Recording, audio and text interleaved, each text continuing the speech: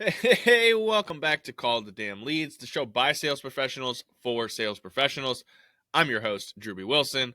With more than 2 decades in sales, I've seen it, been through it, heard about it.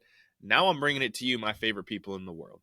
Let's be honest, this is the greatest job on earth. Doesn't matter where you come from, what background, what personality, you can make an amazing life in sales if you do the work, if you call the damn leads, and if you pay attention to the follow-up process. And that's what I'm here to talk to you about today. I want to talk about the role of persistence in your follow-up process. And I want to get very clear here.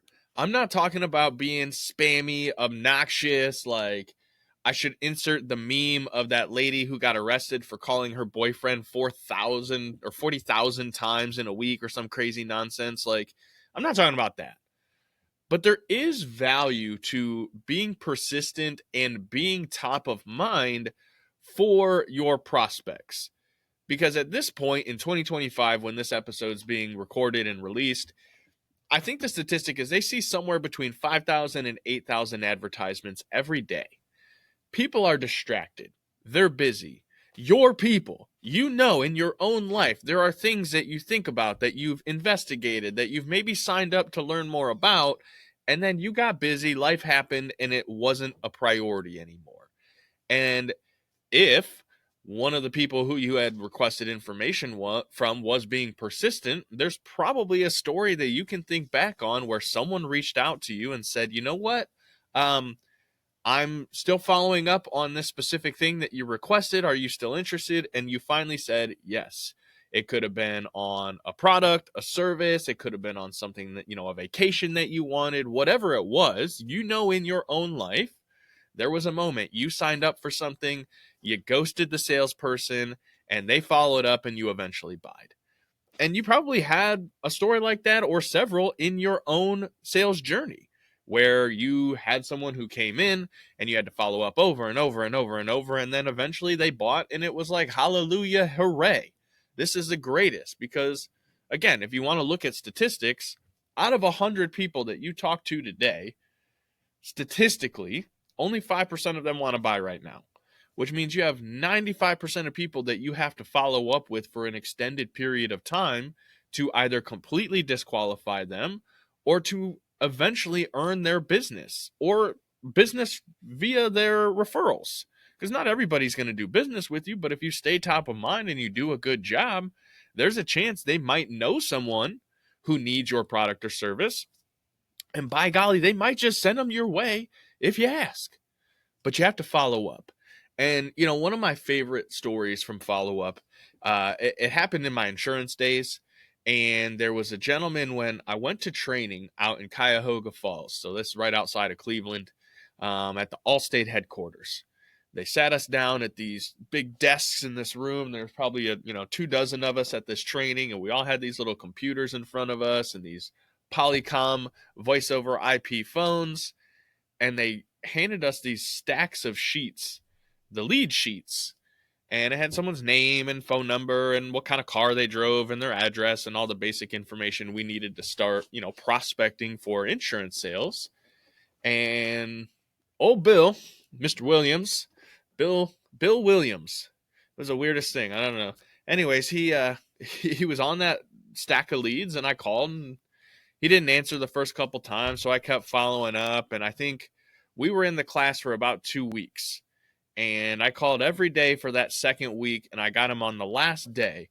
And I remember telling him, hey, Bill, I would love to work with you. This is what we do. This is, we're in your area. We're newer agents. And he said, yeah, I'm definitely trying to work with someone.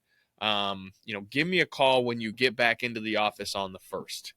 And I was like, all right, fantastic. And I'm cheering to myself because I've got this lead appointment that I'm going to work. And it's funny enough, while I was at the training, I couldn't even sell insurance yet. We didn't even have the license to sell it, but they wanted us to try and get people to get the quotes and then wait to sign up until the 1st, a couple weeks later.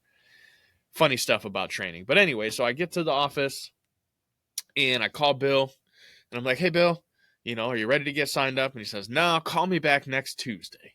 And I'm like, okay. And I call him back next Tuesday. And he's like, yeah, I'm busy. I'm, give me a call next month. And I'm like, oh man, are you sure you want to wait? And I'm trying to handle objections. And He said, nah, just call me next month. So I was like, all right. And I call him the next month and he doesn't answer. And I call him, a couple times that month and he doesn't answer. And so I send him a letter and I put him into my follow-up sequence. And every couple months, I reach out, I call, I send him a letter. Every once in a while he would answer and say, yeah, I'm not ready yet. Keep checking in. And I had a machine built that was just running for me and checking in and sending me reminders to call Bill. And one Tuesday evening, when I was staying late, making my evening calls, I hear the door chime, which was kind of strange because we didn't get a lot of foot traffic. So anytime we did, it was always an interesting seeing, who would come in. And I look out the office door and I see into the front hallway and there's this gentleman standing there. Older gentleman. He's got a stack of papers that's got to be almost like 7 inches thick. And he's like, I'm looking for Andrew Wilson. And I'm like, well, that's me. I'm Drew. How can I help you, sir? And he's like, well, I'm Bill. And you've been sending me letters and calling my house every other month for like the last 3 years. And I tell you what, I've been dealing with the fact that every 6 months I've got a new agent here over at this other company I'm with. And I don't like that. I want to be able to know I'm working with somebody that I can call them. They're going to be there. They're going to take care of me. And man, of all the agents that have tried to sell me insurance over these last few years, you're the only one who's still stayed consistent. So guess what, bub? Take a look at my stuff. If you're anywhere close, you've earned my business just on the fact that you're consistent and you're still here and it doesn't look like you're going anywhere. I'm like, whoa, that's awesome. I mean, literally had to be 3.5 years of follow-up trying to get this guy to come in and check out our agency. And one evening he pops in, we take a look at everything. We wrote several cars. He had a couple houses, a boat, some other toys, motorcycles, what have you. It was one of the biggest policies I'd written to that point. But it never would have happened had I not stayed consistent and persistent following up to check in on Bill. And that's just one of many stories I have like that. But it's important to remember that you have to stay in front of these people. You have to stay top of mind. There's a lot of times that people will just be people. They have life events that are going on. They, are busy. They have work, they have lives, they have careers and struggles and all the things that you have in your own life. And what's crazy is I've chatted with a lot of sales professionals and even sales trainers over the years that will push back and say, hey, you have to hard close. You got to move people along faster. And I agree. You got to close the deal. You got to get paid. You got to make money. But to me, I find there's a really important balance because especially if you want to use the insurance example again, when you're selling life insurance, a lot of people don't really think about life insurance, in my opinion, as something that's all that very important. And it's scary because it's one of the least expensive investments you can make to get a pretty massive return. And I learned that because I was a sales agent of it. But more importantly, what's crazy is people don't think about it until there's a major life event. Someone that they know or that's 2 or 3 people removed from them knows passes away. And all of a sudden, everyone's talking about, oh, they had to start a GoFundMe because they didn't have any life insurance. And now they're struggling to bury him. And their family has all this debt and all these things that are going on. And it becomes now a very hyper-aware situation. The individual is very clearly emotionally driven to want to make a decision or take an action. And sometimes, no matter how great of a salesperson you are, you still have to wait for them to truly believe and see the value of that product or service. And I know there was definitely times where I had been working with younger couples trying to help them get life insurance and then going, yeah, no. And then all of a sudden, one day they call, Auntie Jones died and she didn't have any insurance. And now the whole family's freaking out. And so these younger couples are starting to think, well, you know what? Maybe I should put something in place because they had young kids or there was something that they were worried about now and that they had that hyper awareness of. It was the right time to take action and make a decision. And guess what?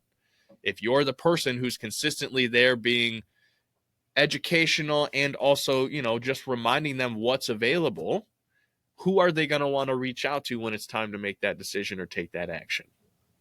You. But only if you're persistent and in a way that's not spammy or obnoxious. because again, no one wants to constantly be reminded that they're going to die like that. We know that. But if you can find ways to continue to bring it up in subtle conversations or just little reminders as you're sending those little follow-up messages along the way, it does tend to bring more opportunity. And another thing from a timing perspective, so, objection handling in sales is really important, and being persistent without being obnoxious, especially when it comes to objections, is it's a nuance. It takes time. You have to learn this. And I know I had one guy, Johnny, that he had bought, I think it was one of our, less expensive digital programs, a couple $100 he invested to learn some sales and marketing techniques.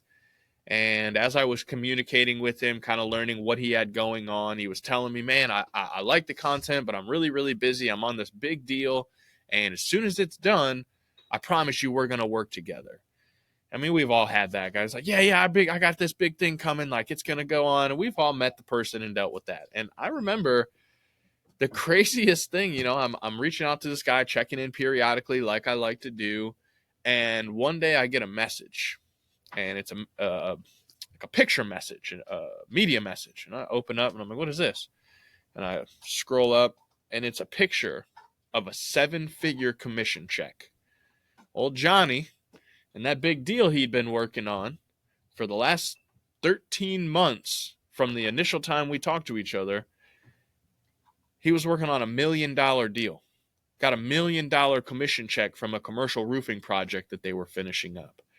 And now, because I hadn't been high pressure, because I wasn't obnoxious, because I simply checked in and reminded him that if and when he was ready, we would be there, he wired us almost $40,000 the next day for coaching and consulting because he had the money and he knew he didn't want to mess it up. But again, had I not been consistent and persistent in educating him and being there as a resource, there's a good chance that check could have gone to many other places. Because being persistent in a way that's not pushy or obnoxious is how you build genuine relationships. And to me, I think building genuine relationships and truly caring about these individuals to the point where you build actual rapport and you make notes about what they have going on in their life and the things that matter to them as individuals, I truly believe that it will make you a more effective sales professional, that it will make you a more effective closer. And if you follow up the way that you should be doing it, you're going to get a lot more referrals from people who just by proxy appreciate that you're there in their life. So if this has been helpful for you, I'd love to hear about it. Head over to callthedamnleads.com/podcast. Send us the details on what you did after implementing all of this. I want to share your story. I want to bring you on the show. I want to talk to other closers who understand the role of persistence in follow-up and how it makes you a more well-rounded professional in all areas. Because follow-up doesn't just apply in business. What about in your personal life? Maybe there's someone special that you're trying to nurture and build a relationship. Following up with them, doing it in a way that's not creepy or spammy. That's how you genuinely get all of the things that you want in life. But it's only if you put in the work, if you call the damn leads, as I like to say, and if you actually follow up with these individuals. So go out there, implement some of these strategies, start being more persistent, and let me know how it went. If you enjoyed the show, share it, leave us a review, tell us about it on social media, let someone know that you got value out of your time invested today, because time, energy, and effort are the only things we can't get back. If you want to make more money, be persistent in your follow-up, call the damn leads, and keep listening to the show. We'll see you on the next one.